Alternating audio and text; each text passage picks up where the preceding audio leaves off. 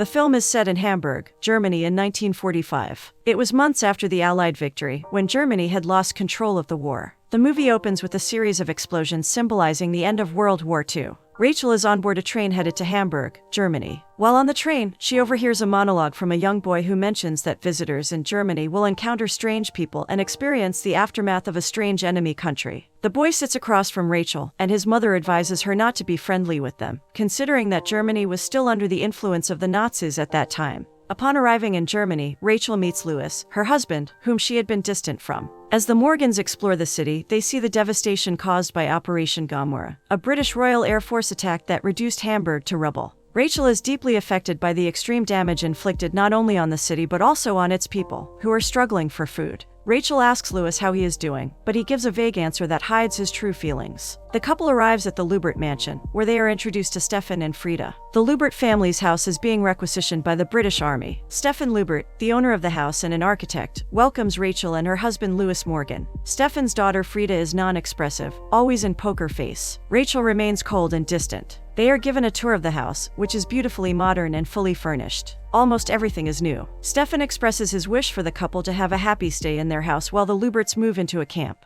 He continues to showcase the gorgeous features of the house. Stefan apologizes for his limited English, but Louis brushes it off. However, Rachel does not appreciate Louis being friendly with the Germans. Stefan gazes out of the upstairs window and observes the couple taking a stroll. In their room, Louis reminisces about their honeymoon, acknowledging that the place wasn't great but complimenting Rachel's beauty. Rachel notices a cigarette case with their son's photo in it and smokes to calm her nerves. Rachel gave that to Louis before. Seeing their son's photo brings sadness to Rachel. They both indulge in memories of the past until they fall asleep. Rachel wakes up to find the bed empty. Louis is back in the ruined city, inspecting a grenade that was used to attack a British Army jeep, resulting in the deaths of 2 soldiers. Keith Burnham, from the intelligence, appears to be tough on the Nazis and shoots one of the attackers. Louis rushes to rescue him, but the man turns out to be a Hitler apologist, bearing the Mark 88 on his arm, which represents HH or Heil Hitler. The man utters those words before dying. Meanwhile, back at the mansion, Rachel checks Louis's luggage and reminisces about their son as she touches his sweater. She walks around and encounters Frida, whom she asks about her reading, but Frida snubs her. Stefan mentions that Frida doesn't listen to him because he is only the father. Rachel proceeds to the living room, inspecting various items. The maid invites her for breakfast, speaking in German,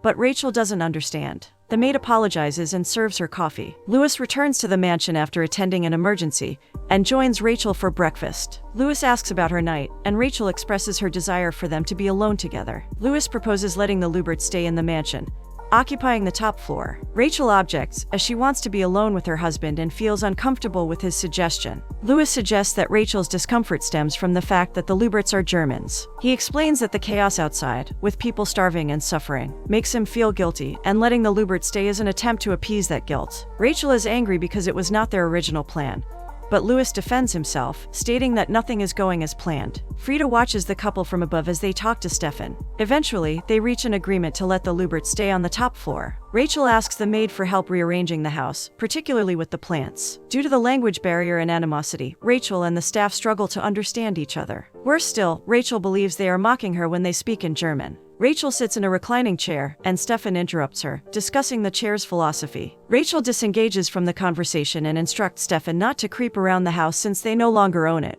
She asks him to relay any requests from his daughter to the maid. Stefan gives Rachel the keys, acknowledging her as the lady of the house. During dinner, Rachel says something in German to the maid, who smiles in response. Rachel complains to her husband that the maid is smirking again, but Louis explains that it's because Rachel said "you're delicious" instead of "it's delicious." They laugh about the misunderstanding, and Rachel mentions her effort to make adjustments, expressing disbelief that Louis still maintains the same routine as before. Louis avoids the topic and dismisses her concerns. Rachel is angry because Louis acts self-righteous. She goes to her room, sulking while taking a bath. Louis sees and hears her but chooses not to comfort her. In the city, Rachel meets up with a British friend and complains about her husband acting like a saint after the war, and how he treats the Luberts. Her friend warns her that the Germans should be kept beneath them, not considered equals, as the Germans harbor resentment towards the British. She returns, and Stefan greets her, but Rachel ignores him. Inside the house, Frida is playing the piano. Rachel is amused by the teenage girls playing, but suddenly Stefan arrives and scolds her, telling her to get off the piano because it is no longer theirs. Frida displays a teenage attitude and walks away. Rachel says it's okay, but Stefan insists it's not because his daughter isn't very good and doesn't practice. He mentions his wife Claudia, who despised Frida's playing.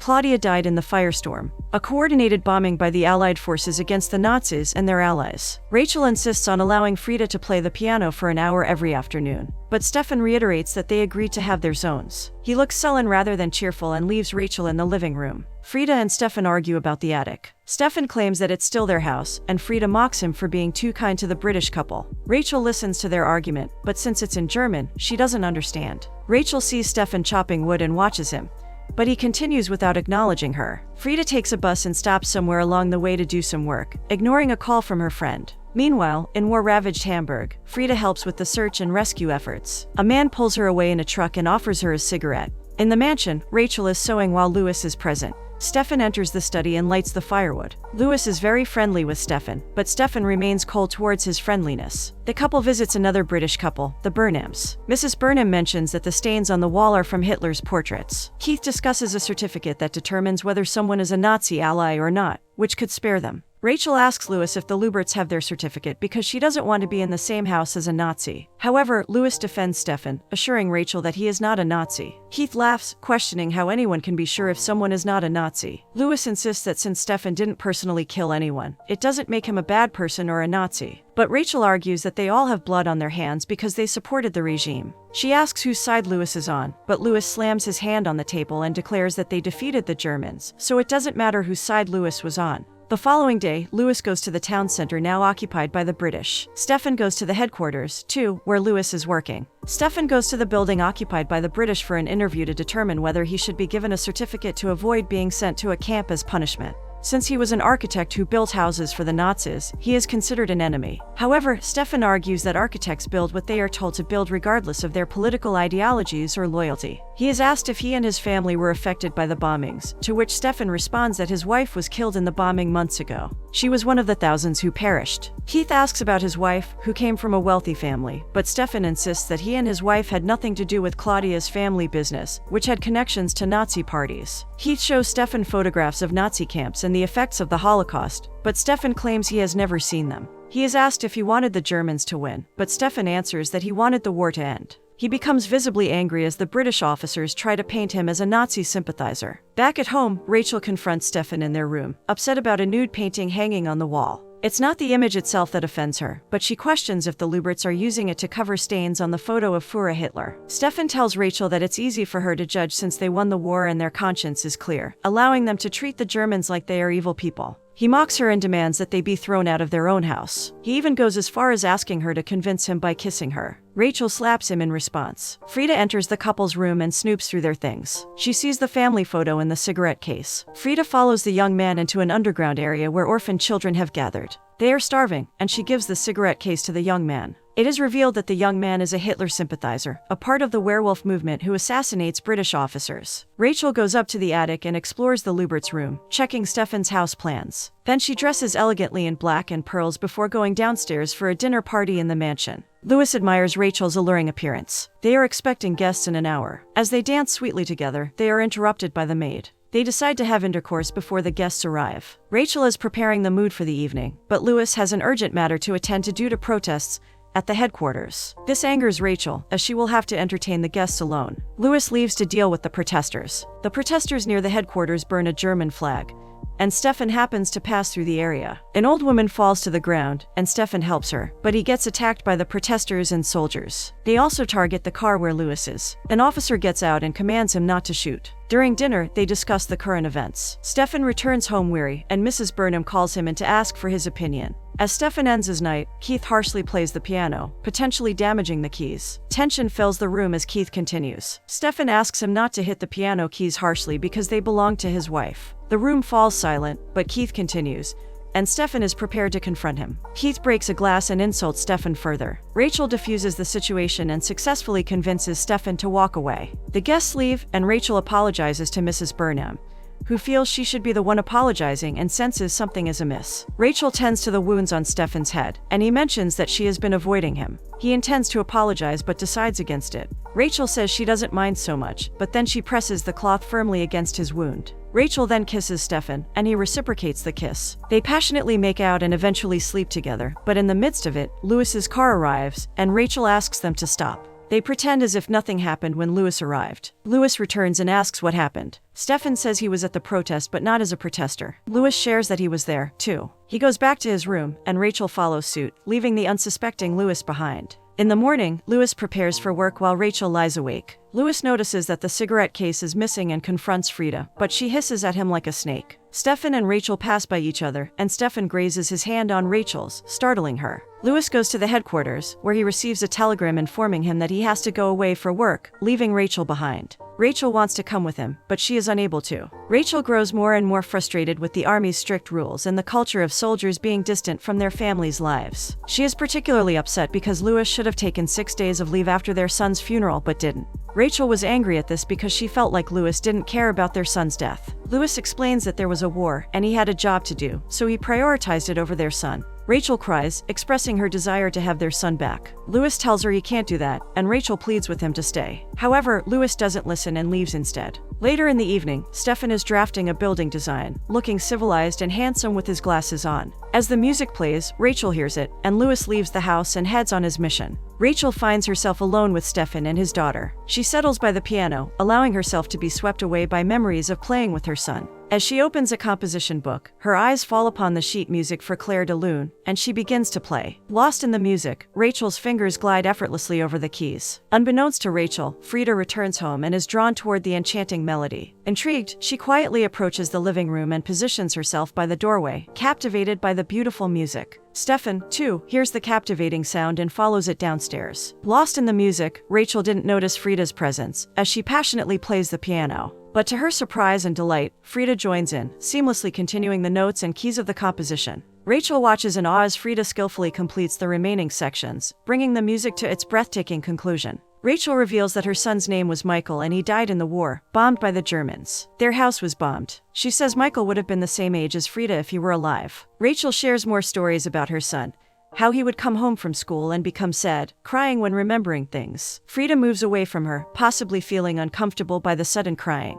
Rachel regrets that she didn't do enough. Frida coldly stares at her, and Rachel breaks down. Stefan comforts her by hugging her. Rachel goes up to the attic and checks on the Luberts, asking them to join her for breakfast. The three of them have breakfast together, but Frida remains silent and distant, almost icy. Rachel then asks if she can do Frida's hair together with her. Frida suddenly speaks in good English and asks what's wrong with her hair, then smiles sweetly at Rachel. Rachel smiles back. Later on, Stefan retrieves a movie projector while his daughter and Mrs. Morgan have their hair done. They watch a cartoon film together. Rachel and Stefan exchange glances across the room, appearing like a family. Frida seems to have changed her mood. The movie projector stops, and Stefan opens the window. They share another kiss but are interrupted by the maid. The maid leaves them alone, and Stefan leaves Rachel in the movie room. Rachel goes to the attic, and they share one more kiss before becoming intimate and making love. Meanwhile, far from Hamburg, Louis is away searching for other British Army officers who have been brutally murdered. Louis and the British forces in Germany are focused on dismantling the werewolf movement,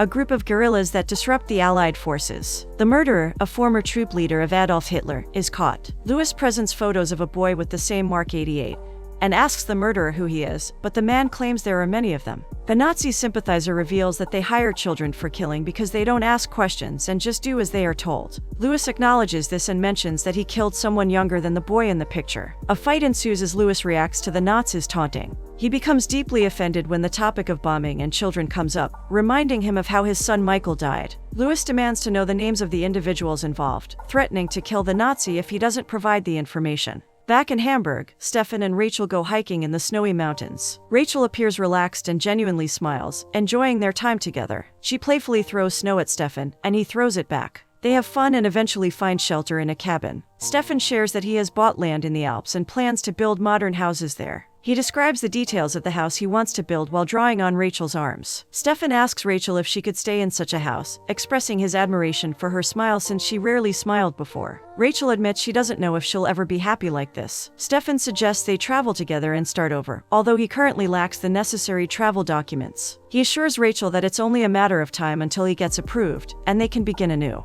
In the underground, the Nazi boy named Bertie stares at the photo of Louis and Michael. It is now hinted that Frida gave the picture earlier, intending for Louis to be targeted. Frida visits the underground, and Bertie notices her new hairstyle, prompting him to change it back to how it was before, like a typical German girl in braided pigtails. Frida and Bertie share a kiss. Louis confides in his chauffeur, admitting that his temper got the better of him. They share a moment of understanding, acknowledging that it's okay to feel overwhelmed. Louis reflects on how it's not the war that defines them and confesses that he has done things he's not proud of. He wonders how Rachel would feel about him if she knew. During a bus trip, Rachel sees children happily playing amidst the ruins. She goes to a restaurant to meet with Mrs. Burnham. Rachel asks why it's taking so long to get Stefan Luberts' documents approved. Mrs. Burnham notices a change in Rachel, that she appears brighter and happier, but Rachel avoids the topic, attributing it to her hair or the Christmas season. Mrs. Burnham becomes slightly suspicious, checking Rachel's shopping. Rachel buys a doll for Frida and cigars for her husband.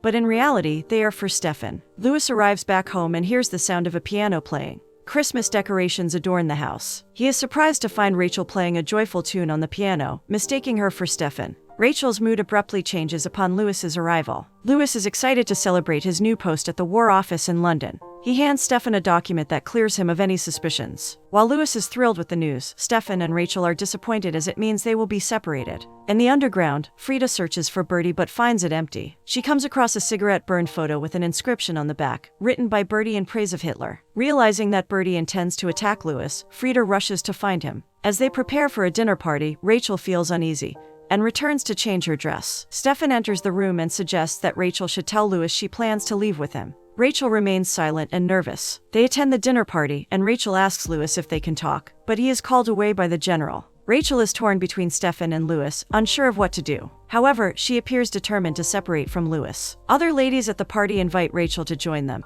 and Mrs. Burnham hints that Rachel will miss someone else when she leaves, knowing about the affair. Later, Keith informs Louis that Rachel advocated for Stefan's clearance, leading Louis to doubt his wife and suspect an affair between Rachel and Stefan. Sullen, Louis takes Rachel for a dance and eventually confronts her about the affair. Then, Rachel admits it is true by apologizing to him. Louis questions how long it has been going on and how long their marriage has been over. Rachel confesses that it ended when Michael died. Louis warns her not to bring up the topic, but Rachel argues that Louis isolated her after their son's death, leaving her to grieve alone while he went to war. Emotions running high, Rachel becomes tearful in the middle of the ball. Louis blames himself, but Rachel claims it's her fault and tells him that he blames her for letting Michael die. Overwhelmed, Rachel walks out of the party in tears, and Louis follows after her. They get into their car, but instead of the chauffeur driving, Louis takes the wheel. During the ride, the chauffeur is shot in the head, mistaking him for Louis, who was the intended target. The car swerves out of control as the tire pops. Louis exits the vehicle to search for the attacker and spots him fleeing.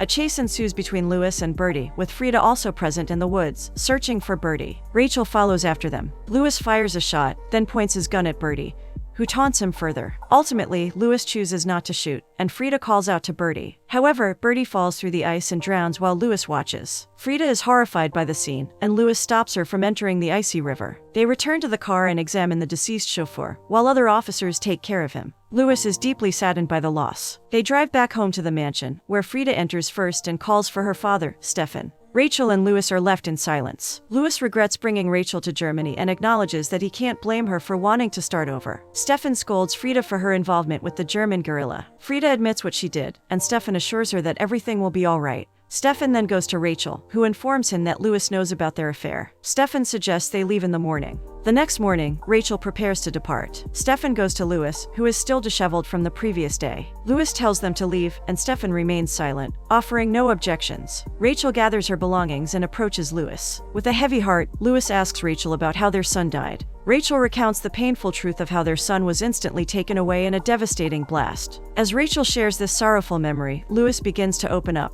finally releasing the grief he had long kept bottled up inside. He confesses that he didn't want to leave Rachel, but the unbearable reminders of Michael that she brings, with her resemblance to their son, and the echoes of his laughter and hers, make it almost impossible for him to stay. Rachel witnesses Louis in this vulnerable state that he has been hiding for a long time. Overwhelmed by compassion, she embraces him, offering comfort and understanding. In this tender moment, Louis admits that she is the most precious and cherished part of his life. Reluctantly, Rachel departs from Louis, leaving him alone. She readies herself to leave. Outside, Stefan waits with a service taxi, and Rachel joins the Luberts as they depart from the mansion. Back inside, Louis catches sight of Michael's sweater, and the weight of his grief becomes too much to bear. Tears finally stream down his face, allowing him to properly mourn and process the loss of his beloved son. Rachel doesn't appear enthusiastic about boarding the train. Stefan calls her attention as they find their platform, and he holds her hand as they go with Frida. However, Rachel hesitates to board the train. Stefan pleads with her to come with him, expressing that he needs her. Rachel states that they only needed each other temporarily. Stefan repeats that Rachel wants to start over, and she confirms it before leaving Stefan heartbroken and in disbelief. The train begins to move, and from the window seats, Frida returns the cigarette case to Rachel. Stefan watches Rachel as Frida continues to call him. He finally composes himself and boards the train.